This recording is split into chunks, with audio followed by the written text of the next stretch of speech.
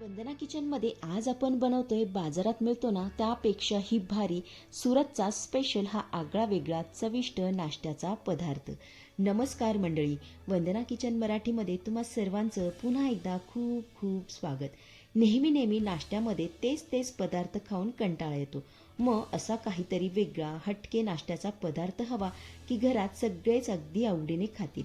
आजचा आपला हा पदार्थ आहे बरं का तसा वेगळा हटके नवीन.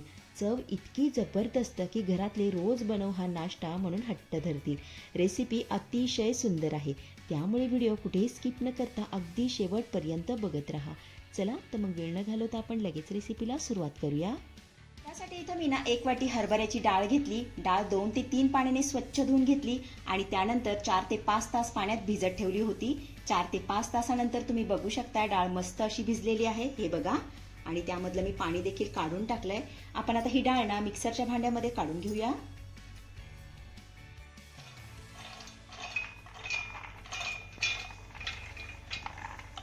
डाळ आपली मिक्सरच्या भांड्यात काढून झाल्यानंतर यामध्ये ना आपण 3 हिरव्या मिरच्या घालूया, अर्धा इंच आल्याचे तुकडे, 1 चमचा हळद, त्यानंतर 1 ते 1.5 चमचा साखर यामध्ये घालूया, चवीपुरतं मीठ, त्यानंतर छोटी वाटी दही यामध्ये घालायचंय, त्यानंतर 2 ते 3 चमचे यामध्ये आपल्याला पाणी घालायचंय आणि याचं मस्त असं वाटण करून घ्यायचंय. तर इथे बघा ही डाळ मी छान अशी वाटून घेतलेली आहे. आता याची ना फाईन अशी पेस्ट होत नाही, अशी रवाळच राहते, अशीच वाटून घ्यायची आहे. आपण आता ही डाळ एका भांड्यामध्ये काढून घेऊया.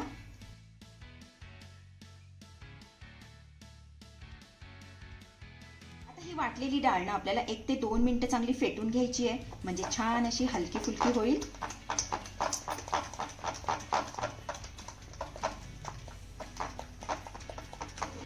तर इथे मी ना ही डाळ 2 ते 3 मिनिटं चांगली फेटून घेतलेली आहे, छान अशी हलकी फुलकी झालेली आहे, हे बघा. आता यामध्ये ना आपण 1 चिमूटभर खायचा सोडा घालूया, त्यानंतर अर्धा चमचा यामध्ये आपण तेल घालूया. पुन्हा आपल्याला हे सर्व साहित्य चांगलं मिक्स करून घ्यायचं आहे.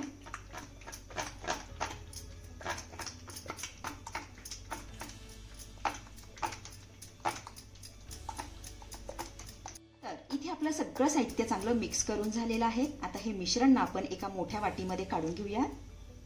त्यासाठी इथं मी ना 1 वाटी घेतलेली आहे. तर सर्वात अगोदर ह्या वाटीला आपण तेल लावून घेऊया.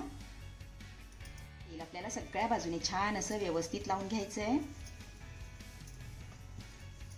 तयार केलेलं मिश्रण आपण ह्या वाटीमध्ये ओतून घेऊया.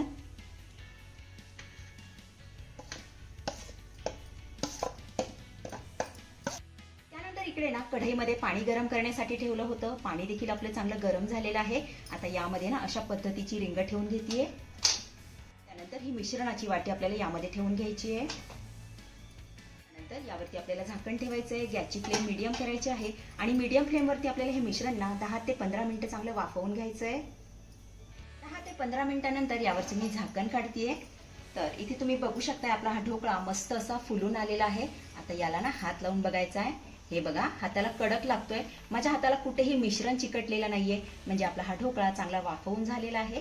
गॅस बंद करूया आणि हा ढोकळा पूर्णपणे थंड करून घेऊया.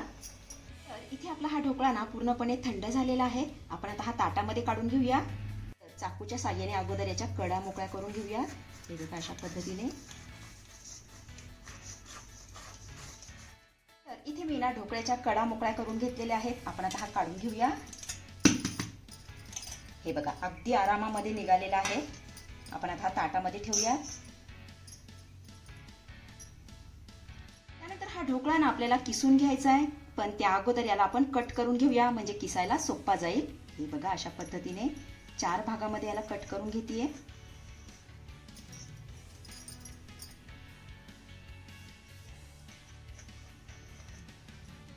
ढोकळा ना आपण किसून घेऊया. त्यासाठी इथे मी छोट्या किसणीचा वापर करतेय, म्हणजे आपला हा ढोकळा छान असा बारीक किसला जाईल. हे बघा छान असा किसून घेऊया.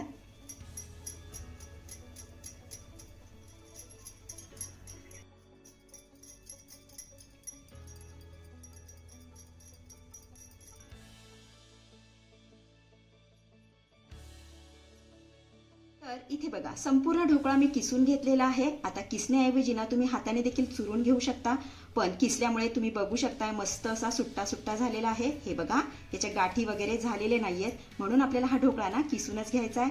आता 2 चमचे आपण हा बाजूला काढून घेऊया. तर मिक्सरच्या भांड्यामध्येच याला मी काढून घेते. याचा ना वापर आपल्याला चटणीसाठी करायचा आहे. त्यानंतर अर्धा चमचा यामध्ये आपण जिरे घालूया, 3 हिरव्या मिरच्या, मुठभर कोथिंबीर घालूया. त्यानंतर पुदिन्याची पानं घालायची आहेत. सोबतच घालूया चवीपुरतं मीठ. त्यानंतर 2 चमचे यामध्ये आपल्याला दही घालायचं आहे.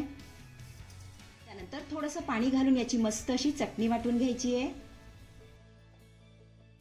चला इथे आपली ही चटपटीत चटणी बनवून तयार झालेली आहे. थोड्या वेळासाठी आपण ही चटणी बाजूला ठेवूया. त्यानंतर गॅसवरती मी कढई ठेवून घेतलेली आहे. आता यामध्ये ना 2 चमचे आपण तेल घालूया. त्यानंतर अर्धा चमचा यामध्ये आपण मोहरी घालूया. मोहरी आपली चांगली तडतडली की 1 चमचाभर यामध्ये आपण तीळ घालूया. त्यानंतर 2 चिरलेल्या हिरव्या मिरच्या यामध्ये घालूया. सोबतच कढीपत्त्याची पानं घालायची आहेत. आता ही फोडणी आपल्याला अर्धा मिनिट चांगली परतून घ्यायची आहे.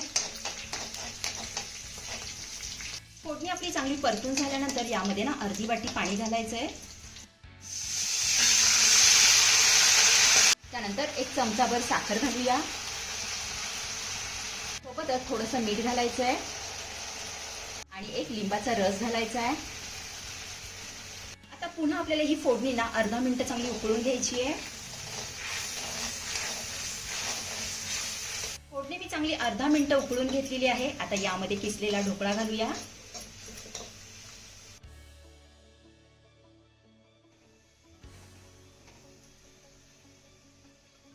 त्याला छान मिक्स करून घेऊया.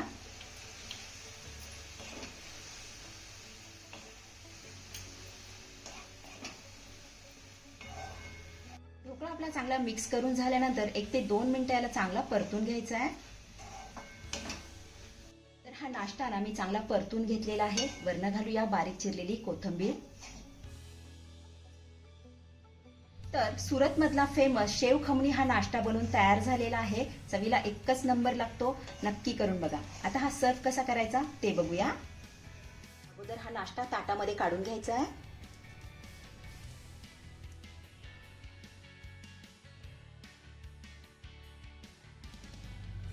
त्यानंतर वरनं बारीक शेव भुरभुरून घ्यायची आहे. हे बघा अशा पद्धतीने. वरनं थोडीशी बारीक चिरलेली कोथिंबीर घालूया. वरनं घालूया थोडेसे डाळिंबाचे दाणे.